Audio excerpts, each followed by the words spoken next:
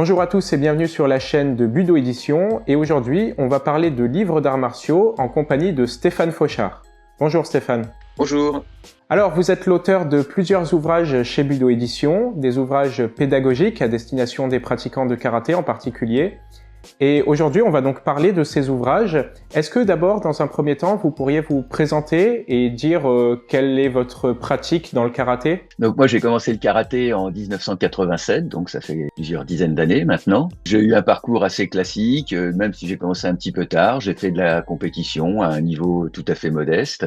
Et puis après une période de compétition qui s'est arrêtée, on va dire au milieu des années 90, je suis passé à une pratique plus traditionnelle. Voilà, on va dire ça comme ça. Je me suis entraîné avec différentes personnalités du karaté français, tout d'abord. Thierry Massy, ça a été le premier que j'ai suivi parce qu'on avait dans les mêmes âges. J'ai fait des stages avec lui, beaucoup de stages. Et puis après, je me suis entraîné avec plus particulièrement avec Serge Chouraki pour deux raisons. La première raison, c'est que j'appréciais son enseignement. Et puis la deuxième raison, c'est que géographiquement, il avait son stage d'été à 30 km de chez moi. Donc c'était quand même très pratique pour m'y rendre. Ensuite, après on a des parcours. J'ai suivi pendant 6-7 ans Gilbert Grus. Et puis après Gilbert Grus, par l'intermédiaire de Gilbert Grus, j'ai rencontré Guy Sauvin. Et depuis une vingtaine d'années, je suis principalement l'enseignement de Guy Sauvin, même si de façon épisodique, mais néanmoins régulière, je vois encore Serge Chouraki. J'ai aussi vu que vous étiez allé plusieurs fois à Okinawa, c'est ça? Alors, au tout départ, je suis allé avec Bernard Cousin, qui était le représentant de Igaona Sensei en France. Je suis allé en 2008, il m'a invité à l'accompagner à Okinawa, à un stage Goju-Ryu. Donc ça, c'était ma première découverte du Japon. J'en suis revenu complètement transformé. Mais c'était pas vraiment le Japon, c'était plutôt le karaté d'Okinawa. Et puis, j'y suis allé avec mon épouse. Avec mon épouse, on n'est pas vraiment des voyageurs dans l'âme au départ. On avait fait quelques pays d'Europe, mais sans plus. Par la suite, dès l'année d'après, ça nous a tellement plu. On était sur place, on regrettait de ne pas rester plus longtemps. C'était vraiment... L'année d'après, on est parti à Tokyo. Et sur Tokyo, par l'intermédiaire d'un ami qui parlait japonais, qui pratique le karaté, Eric Fournier, on est allé s'entraîner chez un sensei, Kusei Hiroyuki Sensei, à Tokyo, dans le quartier de Nakano, pratiquer du Shorinji Ryu, très exactement. Un karaté d'Okinawa qui vient de Maître Kian. Voilà. J'y suis allé plusieurs années à Tokyo et je l'ai fait venir 4 fois en France, tous ces sensei. Et puis, j'ai été contacté par un Français qui habitait à Okinawa, qui m'avait un petit peu chambré à la suite d'un article que j'avais écrit sur Maître Funakoshi. Je trouvais qu'il restait pas grand-chose de Maître Funakoshi dans ce que j'avais vu du karaté au Japon. Et lui, il m'a fait découvrir des héritiers de l'enseignement de Maître Funakoshi qui se trouvait à Okinawa et dont j'avais jamais entendu parler. Donc cette personne, c'est Viet.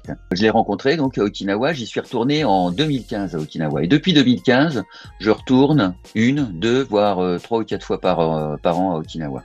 Vous êtes aussi, je crois, haut gradé en karaté? Alors, début 2021, j'ai passé avec succès le 7e dan de karaté. Depuis 2015, je fréquente le dojo Seryukan.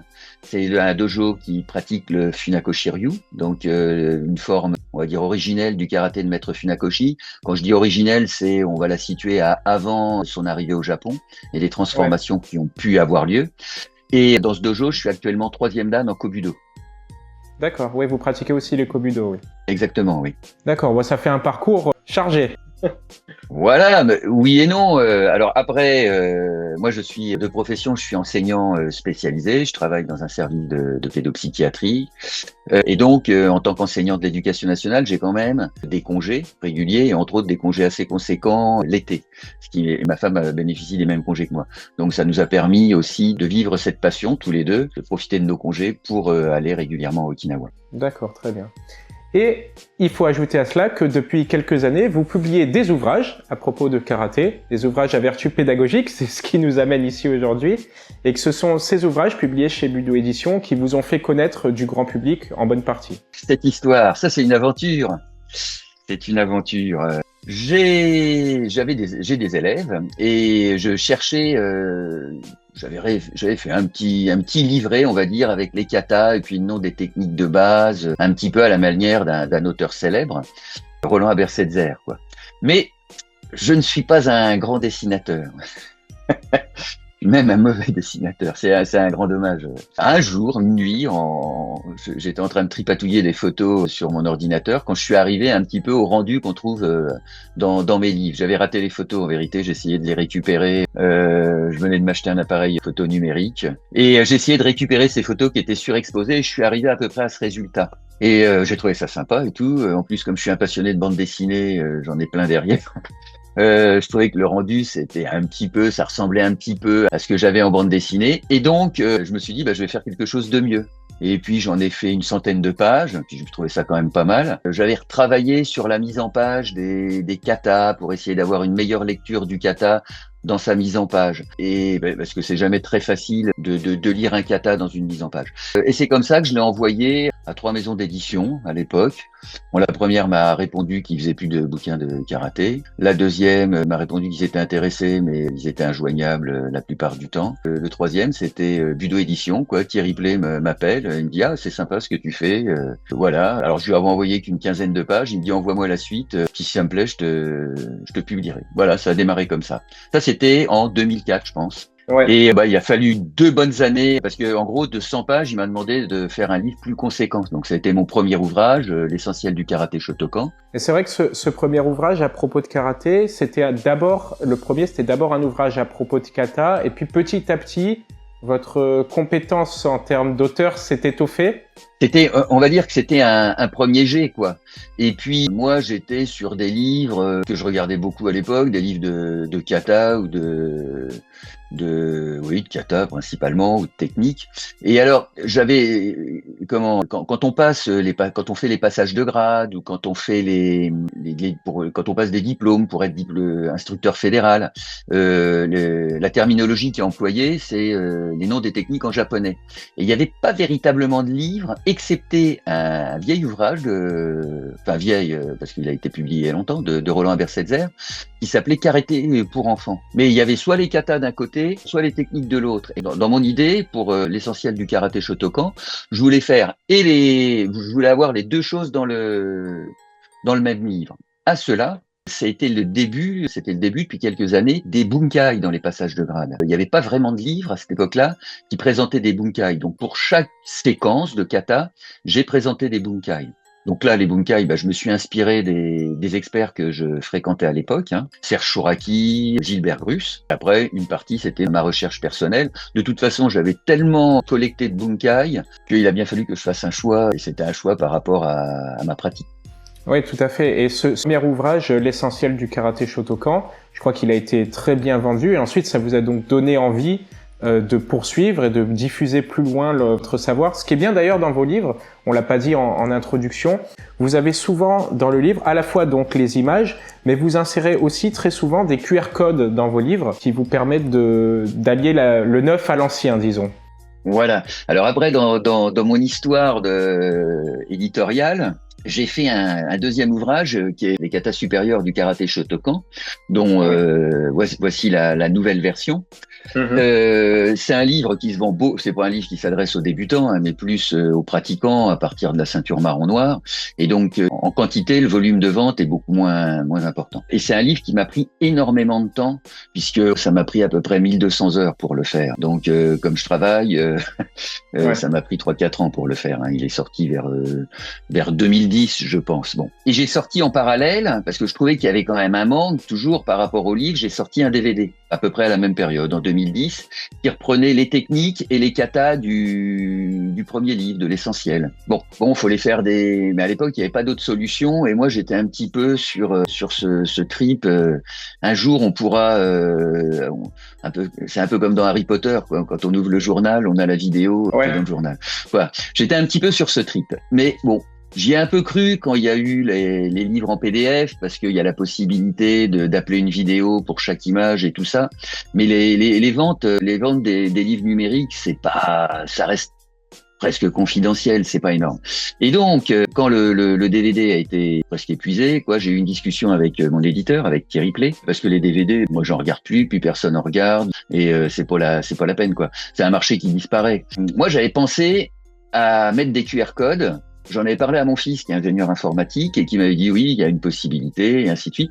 Et j'avais une contrainte technique, je voulais avoir la main sur, je voulais que le QR code, quoi qu'il arrive, on ait toujours une vidéo et qu'éventuellement, en fonction de ma pratique, en fonction de mon évolution technique, je puisse changer les vidéos.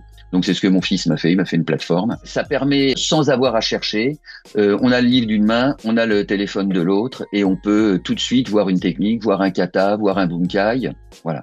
Ça venait aussi d'une réflexion d'un lecteur qui m'avait dit une fois sur Facebook que mes katas, mes bunkai étaient un peu tirés par les cheveux. Bon, je l'avais pas bien pris, il se reconnaîtra peut-être s'il écoute la vidéo. Je l'avais pas bien pris sur le moment, mais ça m'avait quand même amené à réfléchir, quoi. Je m'étais dit, bah oui, c'est vrai que c'est pas 5-6 photos, c'est au maximum, c'est peut-être pas si évident que ça de comprendre le mouvement et ainsi de suite. Et je le remercie, ce lecteur, parce que quelque part, c'est lui qui m'a donné, qui m'a relancé sur cette histoire de coupler les vidéos à mes idées. Et ce qui est bien, ce qui est intéressant avec cet alliage de l'ancien et du nouveau, en quelque sorte, du livre et des vidéos, c'est que ça proposait aux débutants, à ceux qui veulent perfectionner ou qui connaissent à peu près les katas mais qui veulent pouvoir réviser, etc. Ça leur a proposé un vrai support pédagogique nouveau parce qu'avant, on n'avait que les livres ou que les vidéos.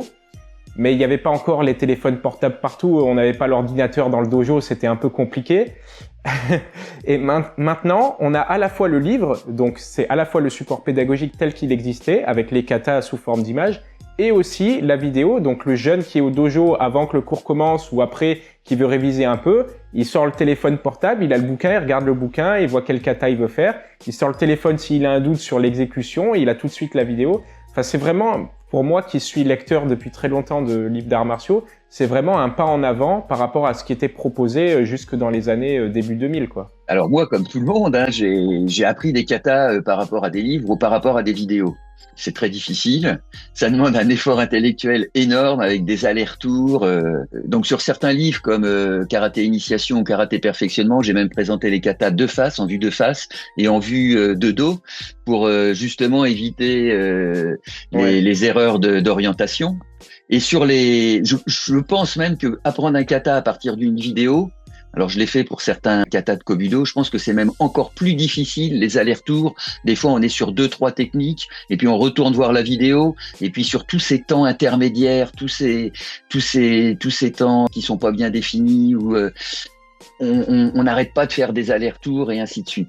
Et le fait, alors, hop, on sort dehors, on prend le bâton, on fait un truc, on revient sur la vidéo, on reprend. C'est très très difficile. Et là, c'est vrai que je suis assez content du résultat parce que ça permet à la limite de tourner avec le téléphone à la main dans un premier temps. Bon, je pense quand même que le livre et le QR code et le téléphone, l'idéal, c'est que ça arrive au deuxième rideau. Le premier rideau, c'est qu'on est au club, on apprend avec un prof. C'est le plus efficace, surtout si le prof est bon. Mais c'est vraiment le plus efficace. Lui, il va avoir structuré son cours, il va avoir fait des séquences, on le suit. Bon. Et dans un deuxième temps, quand on a envie de s'entraîner à la maison, ça, c'est très pratique. Moi, j'ai eu la chance, quand j'ai débuté, j'étais en stage pour être enseignant spécialisé à Paris et j'ai été faire du karaté parce que j'étais hébergé chez un copain de lycée qui s'était mis au karaté l'année d'avant. Et quand on revenait de l'entraînement, hop, on refaisait toutes les techniques du cours, mais lui, il était là pour me dire « Attention, Steph, fais gaffe à ça, fais gaffe à ça ». Et donc, avec mes livres, c'est un petit peu ce que je propose à mes lecteurs, avec mes livres et les QR codes, voilà, c'est ce que j'essaye de leur proposer, quoi. Ouais.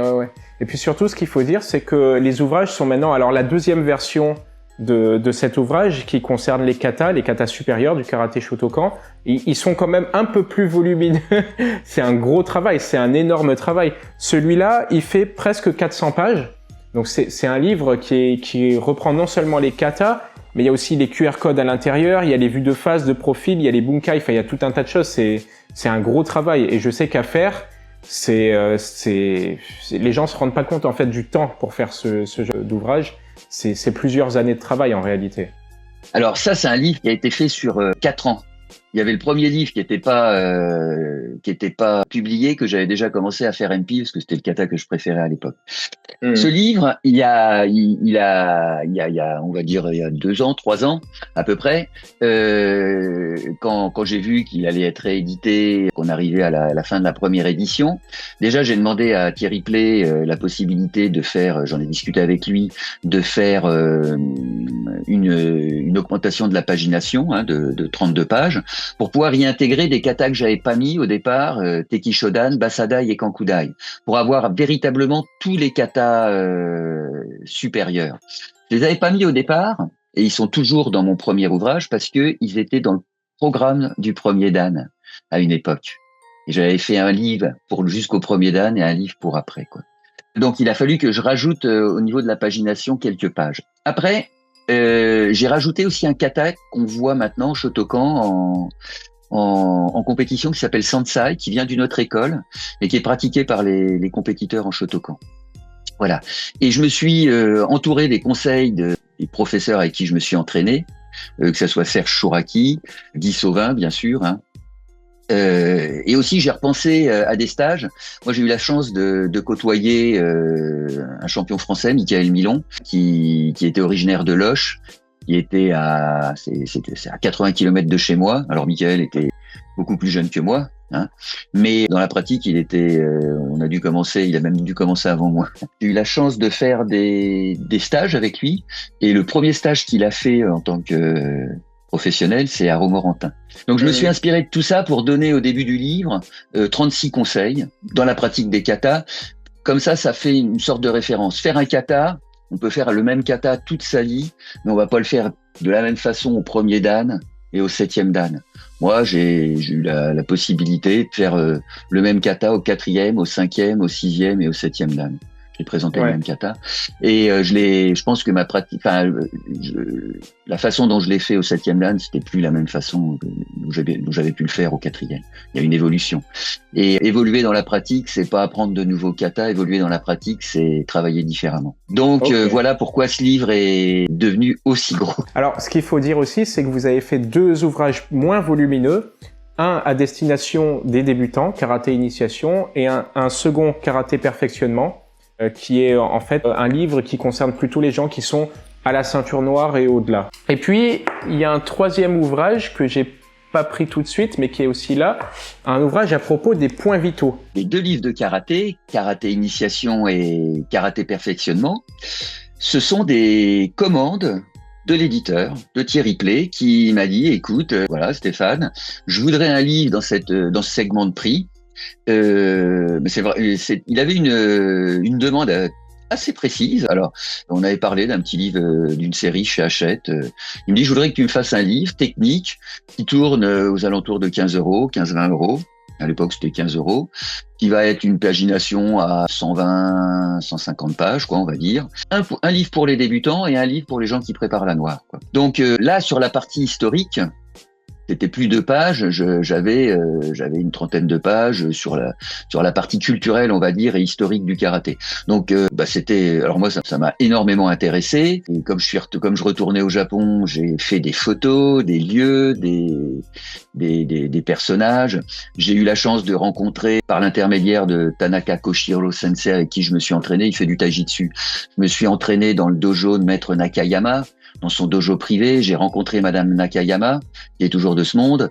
Elle m'a autorisé à photographier tout ce qu'il y avait dans le dojo, à publier ce que je voulais sur son mari. J'avais contacté aussi une des filles de Maître Kazé, qui m'avait autorisé à publier des photos sur son père, parce que je tenais absolument à voir Maître Kazé dans ses livres, parce que Guy Sauvin a une très très haute estime de Maître Kazé. Et donc j'ai fait ces 2 ouvrages, donc des ouvrages techniques par niveau de ceinture. Alors ça peut être contestable, mais c'est un choix, c'est-à-dire par niveau de ceinture. J'ai pas aligné les techniques, avec des parties documentaires, avec des pages sur Maître Funakoshi, mais aussi sur la frappe, sur la casse, sur ce que c'est qu'un dojo à Okinawa, ce que c'est qu'un premier cours. Voilà, tout ce dont a besoin un pratiquant sur les 4-5 premières années de sa pratique. Et puis j'ai présenté aussi dans le premier ouvrage les différents arts martiaux, comment se situe le karaté dans les budo.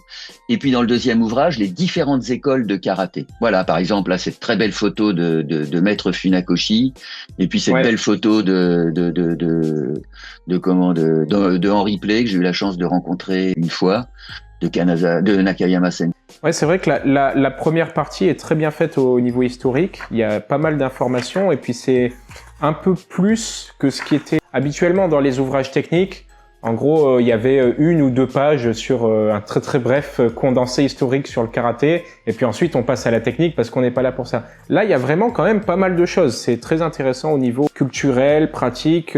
Vous présentez même un petit peu le jiu-jitsu, l'aïkido. Enfin, on voit que c'est le contexte du karaté qui est présenté.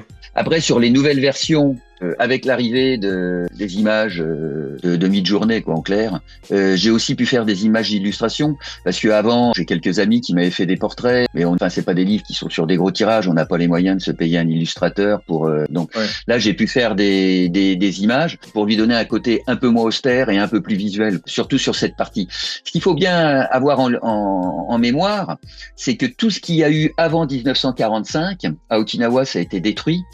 À Naha a été complètement détruit. Les images qu'il y a de Naha, ça fait penser à Verdun, aux alentours de Verdun, pas de la ville de Verdun, mais des alentours. Il n'y a plus rien. Et il y a 90% des archives écrites à Okinawa qui ont disparu pendant la guerre en 1945. Donc il n'y a plus aucun document, ou très très peu. Au Japon, Tokyo a brûlé après le tremblement de terre du Kanto en 1923 et avec les bombardements américains de 1944-45. Donc on a très très peu d'archives. J'ai essayé d'en récolter quelques-unes et de les proposer et de sortir un petit peu de l'iconographie qu'on avait habituellement. On voyait tout le temps les mêmes images, alors qu'il existe d'autres images. Alors bon, il a fallu demander. J'ai essuyé des refus, parce que les Japonais, il y a certaines écoles japonaises, ils gardent leurs documents. Bon, je leur en veux pas, voilà quoi. Mais bon. Ouais, je connais bien cette difficulté de la recherche. Bon, moi, je travaille en France, mais je fais des recherches sur l'histoire du karaté sur la Côte d'Azur et maintenant sur l'histoire du judo sur la Côte d'Azur. C'est un petit peu la même chose, quand les pratiquants sont décédés depuis 10, 15, 20 ans. Parfois, les familles gardent des choses, des archives, des photographies, etc. Parfois, on y a accès, parfois pas.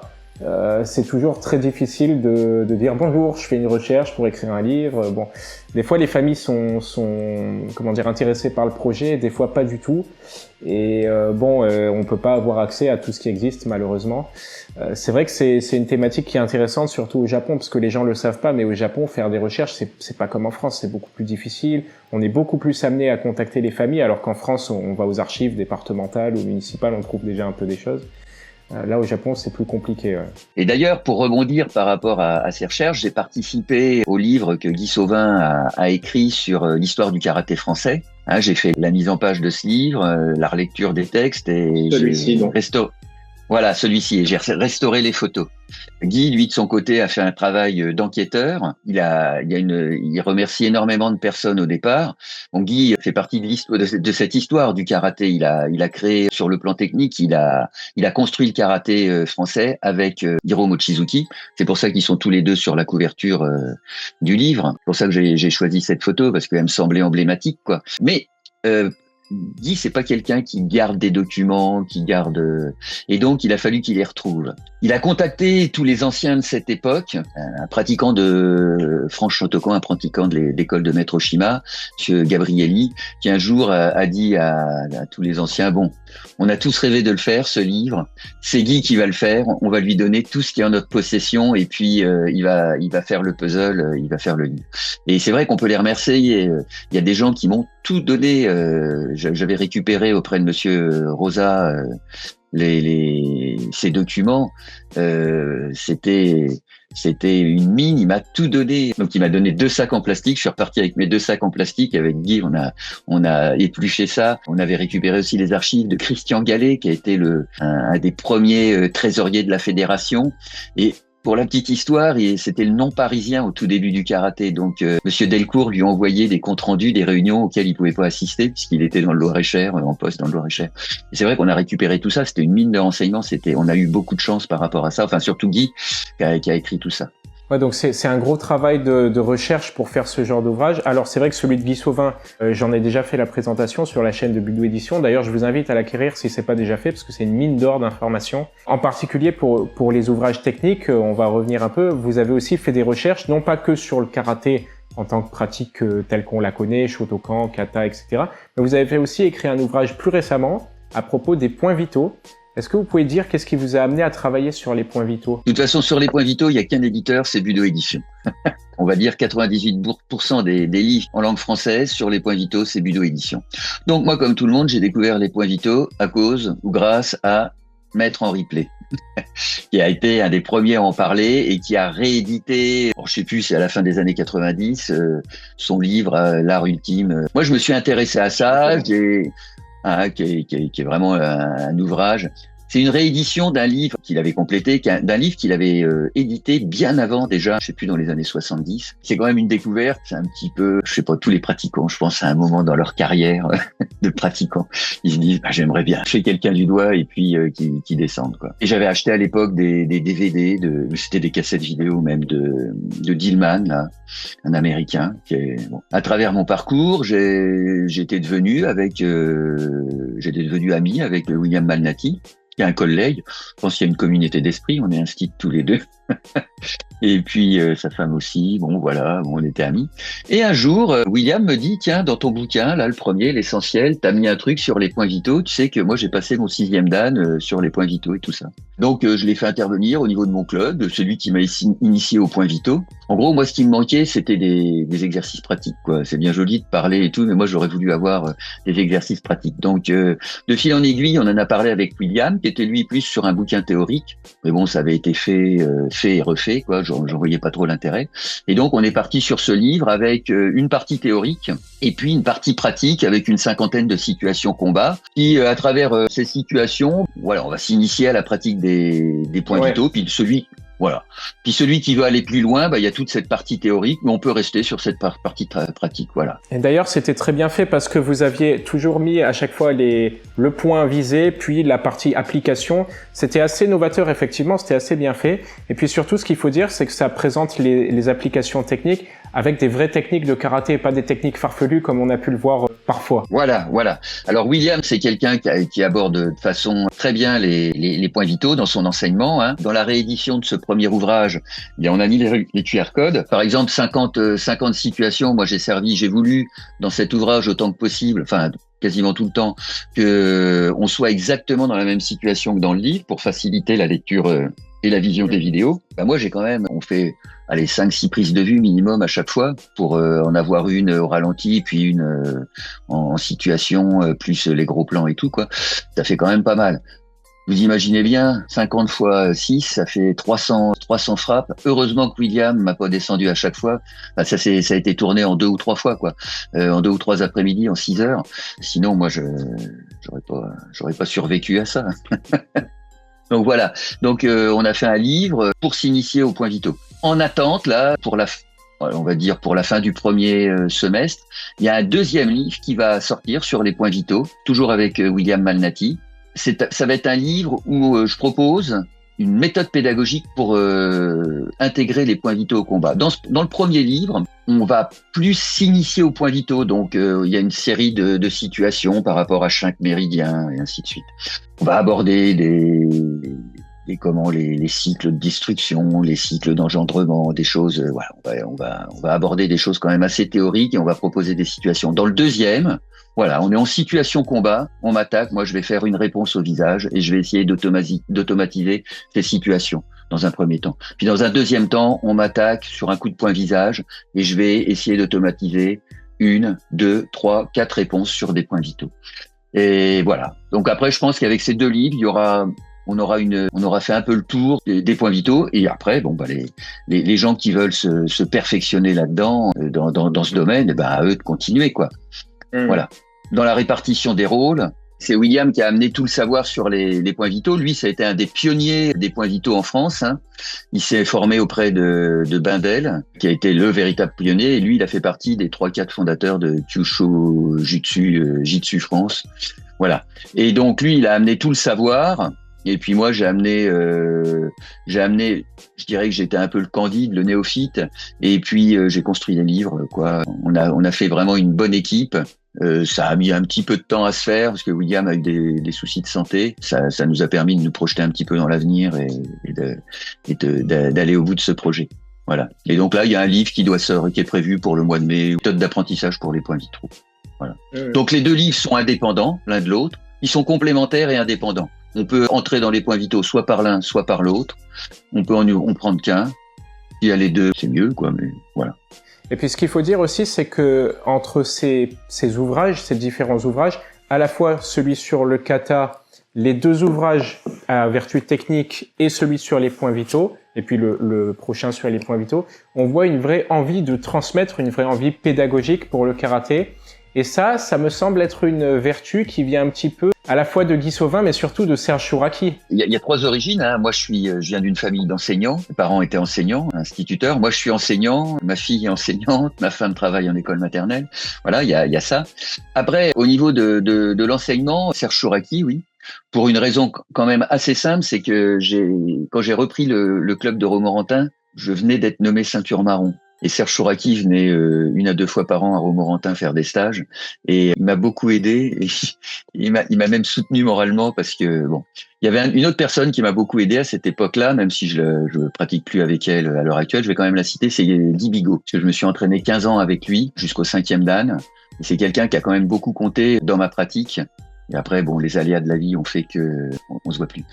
Après l'arrivée de Guy Sauvin, c'est quand même quelqu'un qui, au niveau de l'enseignement, qui a construit, qui a structuré le karaté. Il a été aidé en cela au départ par son premier prof, Hiro Mochizuki, mais très très vite il s'est retrouvé aux commandes et il a quand même été pendant 30 ans le directeur technique national. Dans tout le karaté actuel, même dans le karaté de compétition, il reste énormément de Guy Sauvin, puisque c'est lui qui a fait les règlements. Tous les règlements actuels sont issus de règlements que Guy a fait, que ça soit au niveau national, au niveau international. Il a été le directeur technique mondial et le directeur technique européen pendant 8 ans. Il a une pédagogie qui est très très structurée. Moi, à l'heure actuelle, tout le regard que j'ai pour juger d'une technique, pour évaluer une technique et tout, ça vient quand même de Guy Sauvin. Moi, après Serge Chouraki, en tant qu'enseignant, je l'ai redécouvert dans un deuxième temps, au début des années 2000, quand j'ai servi de partenaire à mon professeur de l'époque, Guy Bigot, qui présentait le 6e dan. Et là, j'ai découvert un Serge Chouraki enseignant qui m'a expliqué énormément de choses. C'était très, très intéressant et c'était une période, ça a duré 1 an, là, cette préparation, c'était une période superbe. Tous les livres qui sont sur cette table et tous ceux qui sont à venir, j'ai retravaillé avec l'évolution des ordinateurs, avec l'évolution des photos, et puis aussi j'ai fait quelques progrès en dessin. J'ai retravaillé les images pour repréciser certains traits, accentuer certains traits, pour que la lecture de l'image soit plus facile. Et je les ai, on va dire, nettoyé les images, je les ai remasterisées. C'était de la musique, on pourrait dire que c'est remasterisé. Donc j'ai fait tout ce travail. Après, c'est passionnant, voilà. Et ça m'a permis aussi de m'interroger sur ma propre pratique. Qu'est-ce que je vais mettre comme image et ainsi de suite, voilà. Ouais, c'est un travail qui est quand même assez important. Et moi, ce que je voudrais dire, c'est que quand j'ai commencé, alors vous le savez peut-être pas, mais j'ai commencé le karaté en 2014. 2014 étant la date de publication d'un certain ouvrage à propos du karaté. Et en fait, j'ai commencé j'ai commencé en club, mais c'est le premier bouquin technique que j'ai acheté pour moi-même pour pouvoir progresser. Alors j'en avais déjà parce que j'avais déjà des bouquins d'arts martiaux pour dire que c'est des choses qui se transmettent de génération en génération. Je vais vous raconter une petite anecdote sur Roland Abersetzer parce que j'ai eu la chance de le rencontrer une fois à Metz. Un stage que Gilbert Bruce avait organisé, j'avais mangé quasiment en face de Roland Abersetzer. Et il m'avait expliqué comment il avait envoyé une lettre à un éditeur, c'était au Guide Marabout, là, chez Hachette. Et c'est comme ça que ça a commencé, vraiment. Et il avait fait une petite publication parce que il avait été quand même pendant des années, en parallèle, le rédacteur en chef d'une revue qui s'appelait Budo Magazine, qui était publiée par Henri Play. Bon. Et il y avait un petit bouquin où il y avait, je sais pas, une 15-18 katas supérieures. C'était un petit peu comme comme une petite bande dessinée. Enfin, il y avait tout un tas d'images. Et il m'avait expliqué que Henri Play lui avait filé les Super 8 que Don Draeger lui avait donné sur les katas. Et il avait bricolé son passe-vue de diapo. Il avait mis les films Super 8 dedans et il avait commencé comme ça à décalquer. Pourquoi je raconte ça? C'est parce que Roland Abersetzer, il a fait des livres, un travail colossal à une époque où l'ordinateur n'existait pas. Il faisait ça à la plume. Enfin, il est crayonné, après il repassait à la plume. Quand il y avait une tâche, il recommençait tout. Il y avait sa femme derrière qui était à la machine à écrire, qui tapait les textes et tout. Enfin, un truc de fou. C'est vrai que ça correspond à une époque et que moi je me suis inscrit, alors avec en arrière-plan parce que bon, c'est une référence à Versetzer. Même si j'ai acheté tous les bouquins de Kata qui sont sortis, ça reste quand même une référence. Mais c'est vrai que moi, ça m'est facile de changer une mise en page, de bricoler mon truc, de bouger, de me dire, faire des essais et tout. Lui, il avait pas cette facilité-là. Ouais, à une époque où il n'y avait pas l'informatique, ça devait être c'était effroyable. Ce qu'il faut dire aussi, c'est que maintenant, avec l'évolution des technologies dont on parle, les bouquins sont de plus en plus présentés de manière attrayante pour les jeunes aussi. Avant, les bouquins, c'était un peu austère. Il y avait une photo de temps en temps, il y avait beaucoup d'explications. C'était un petit peu plus austère. Maintenant, il y a quand même beaucoup d'images. On peut mettre plusieurs prises de vue, comme vous faites, de face, de dos, etc. C'est beaucoup plus pédagogique. Alors ça, c'est aussi culturel. Parce que si on regarde un petit peu tout ce qui est publié aux États-Unis, il faut quand même qu'il y ait du baratin. Mais quand on voit une vidéo d'un Américain, avant qu'il vous montre un Yakuzuki, il a parlé pendant 5 minutes.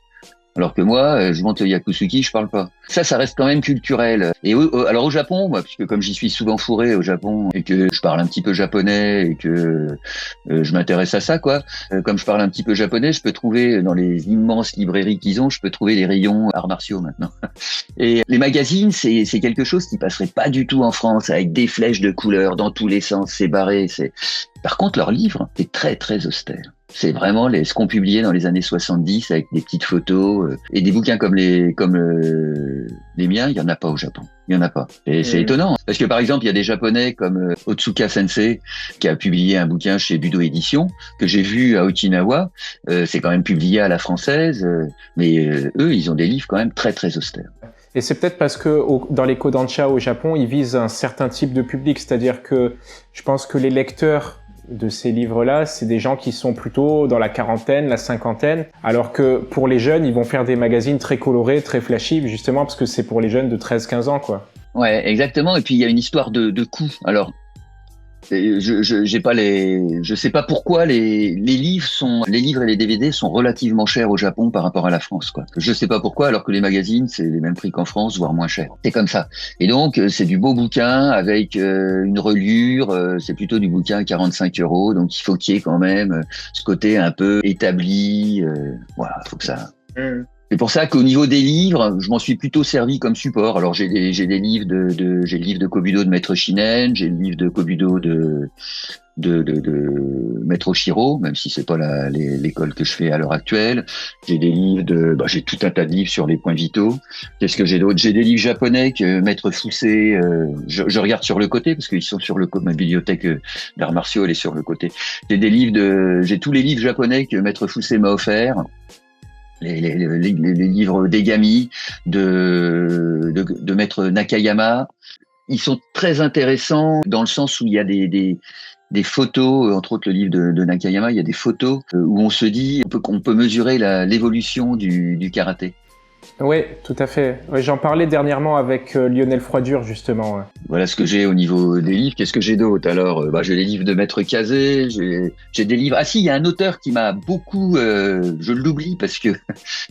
mais qui m'a beaucoup intéressé à l'époque sur le plan des arts martiaux, c'est Kenji Tokitsu. Avec son livre sur Miyamoto Musashi, là, le Gorin no Sho, sa traduction, plus exactement, sa traduction et ses commentaires, et puis tous ses autres livres sur son parcours et entre autres sur sa réflexion sur les arts martiaux. Ça, c'est quelque chose, quand j'ai arrêté la compétition vers 32 ans et que je suis passé à la pratique traditionnelle, j'ai eu un moment de flou, là, de recherche, quoi, à me dire, où est-ce que je vais, qu'est-ce que je fais, ainsi de suite, quoi. Et là, c'est vrai que j'ai beaucoup lu cet auteur.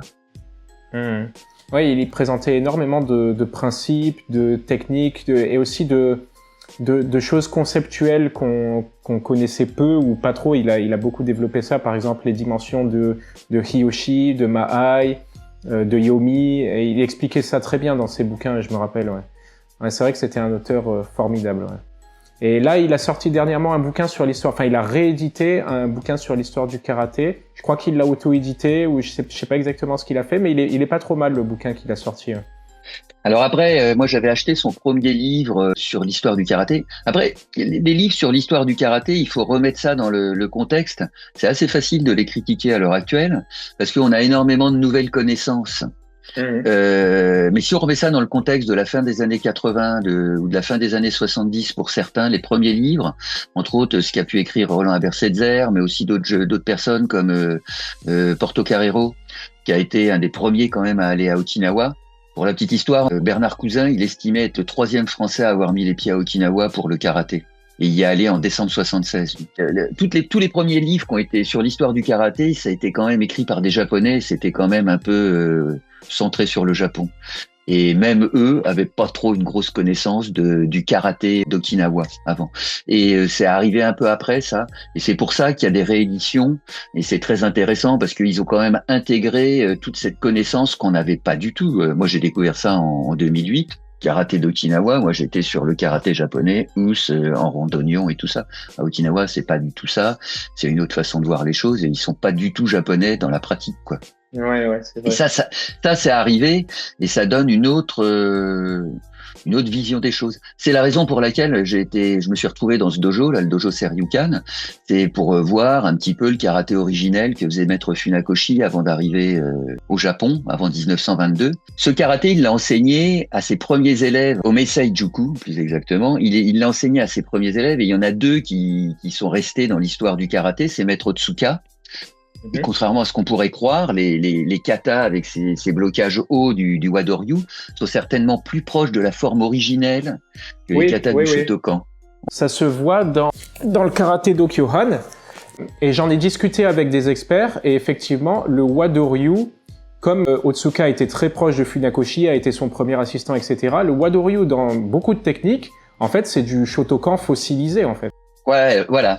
Et comment maître Funakoshi, allez, je vais faire un peu de provocation, il avait aucun respect pour les katas. Non, c'est pas vrai.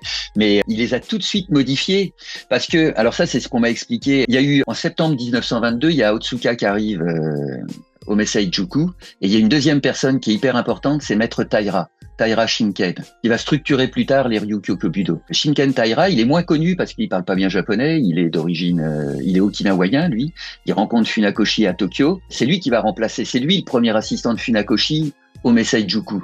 C'est lui qui fait les cases quand il va dans les universités et il va rester 10 ans avec Funakoshi et pendant 10 ans, il va continuer à le voir. C'est-à-dire, lui, il va rester 20 ans avec Funakoshi avant de retourner à Okinawa. Et donc, ces 2 personnes, eux, ils vont avoir droit à un enseignement, l'enseignement de la durée. L'enseignement Funakoshi, il vient d'Okinawa, il a 55 ans, c'est un instit. À Okinawa, on enseigne sur 20, 30, 40 ans. Et lui, il s'inscrit avec ses premiers élèves dans la durée, et il s'inscrit avec les universitaires. Les cycles universitaires au Japon, c'est 2 ans et 4 ans. Il s'inscrit sur 2 ans et 4 ans. Il sait que les universitaires, c'est quelqu'un d'intelligent, très intelligent. Il a un objectif, la diffusion du karaté au Japon.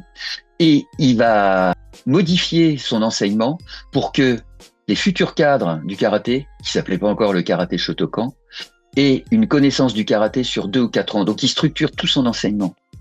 Il change tout.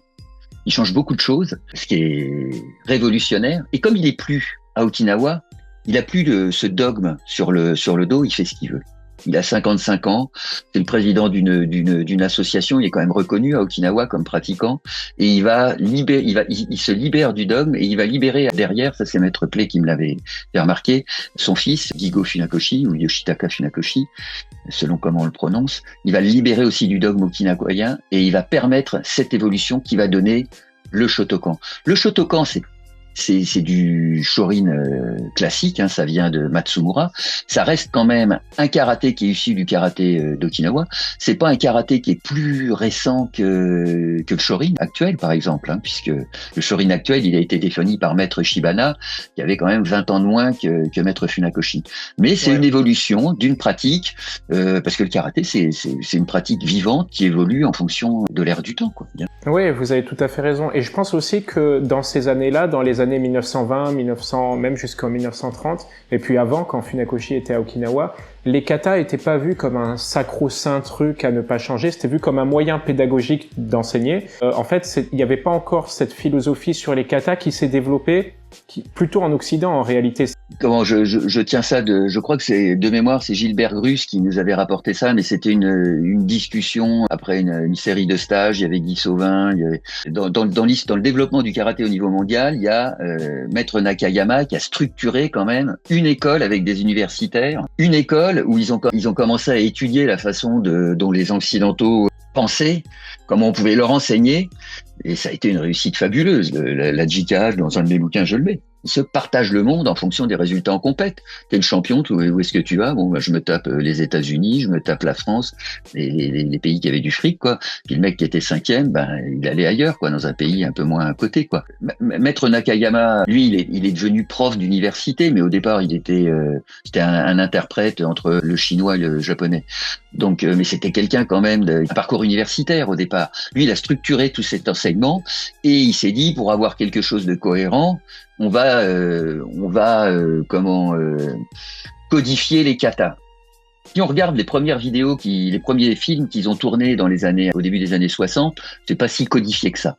Mais ça a quand même été codifié à ce moment-là. De la même façon, au début des années 90, Sauvin, qui est le DTN de la Fédé française de karaté, quand il voit que les kata-yan, ça part un peu dans tous les sens, que Basadai, ça part un peu dans tous les sens, qu'il y a des versions que c'est un peu n'importe quoi, il va à la JICA, il regarde un peu ce qui se fait, et ils sortent avec Grus et Francis Didier, tous les trois, ils sortent un bouquin sur les katas, le bouquin officiel. Voilà, pour le premier dan, bon, jusqu'au premier dan, au moins tout le monde fait un peu la même version. Ça, c'est parce que quand il y a beaucoup de monde, bah, on est obligé un petit peu de codifier.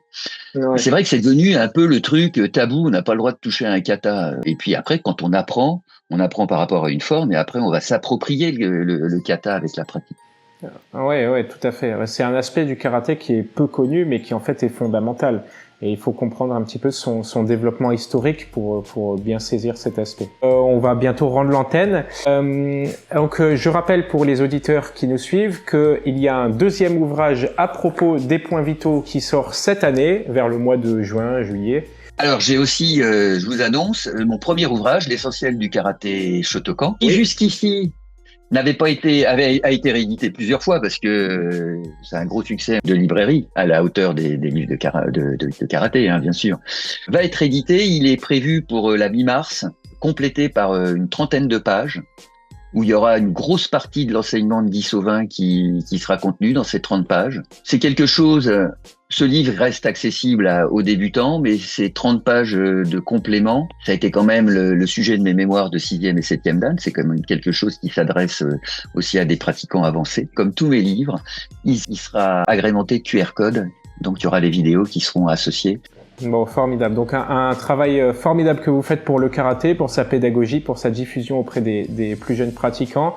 Je rappelle donc que tous les liens seront évidemment dans la barre de description de la vidéo si vous voulez commander les ouvrages, et puis vous pouvez évidemment les commander sur notre site internet budoe.fr ou tout simplement vous rendre en librairie puisque nos ouvrages sont disponibles dans toutes les librairies de France dès leur sortie. Voilà, je vais vous remercier Stéphane, merci beaucoup pour cet entretien. Je vous remercie aussi. N'hésitez pas à suivre aussi Stéphane Fauchard. Alors moi j'enseigne dans un petit dojo à Romorantin. C'est un dojo qui est ouvert, les gens peuvent venir gratuitement. Il suffit de me prévenir quand même que je sois là parce que je suis pas tout seul à enseigner. J'ai jamais été tout seul à enseigner dans le dojo. S'ils veulent me voir, ils sont les bienvenus. Je fais des stages de temps en temps, voilà. C'est quoi le nom du dojo, Stéphane? C'est Karaté Romorantin. Après moi je suis assez impliqué au niveau de mon département. Je viens d'être nommé le DTD du département, donc je suis amené à faire des stages assez régulièrement. Voilà. Je suis impliqué dans la vie fédérale aussi, donc on me voit aussi dans certaines compétitions, parce que même si j'ai une pratique traditionnelle, j'aime bien voir les compétitions combat ou les compétitions kata. Bon, voilà, on peut me croiser. Très bien. Bon voilà, n'hésitez pas à rester connecté, à suivre Stéphane Fauchard et en particulier ses ouvrages sur notre site internet budo.fr. Et puis c'est tout pour nous pour aujourd'hui. N'hésitez pas également à vous abonner à la chaîne de Budo Édition si ce n'est pas déjà fait. Et on vous laisse et on vous dit à la prochaine sur la chaîne de Budo Édition. Salut! À bientôt!